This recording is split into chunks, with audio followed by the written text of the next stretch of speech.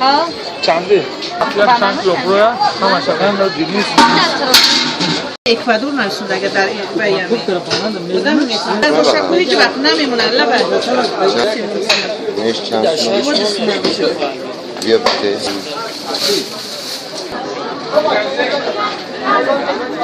هیچ وقت میبودم بوری کجا میبودیم اکوادور این بنانوی کدام کشور سر خریدن؟ از کدام کشور بسیار خریدار دارد در تاجیکستان؟ همه وقت در تاجیکستان و اکوادور بود. ولی یک جای دیگر بود.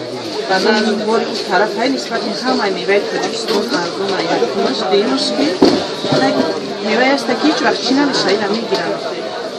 این بولوی همی چند چیز دیگر رفته دارن میگفتن که یعنی وشتکی همون کسال همی بنام خیلی شده یکمش که بوری ما یک ساله زخیره کشیدن دیمش که بوری همون مملکت است ما مدت یک هفته شد که بنان استعمال نمیکنیم بنان از مغازه ها نمیخریم برای که از آوازه ها از زمین چیزا ترسیده خودداری میکنیم مثال از دهان مردم از خبرها از شبکه های اینترنتی فهمیدیم که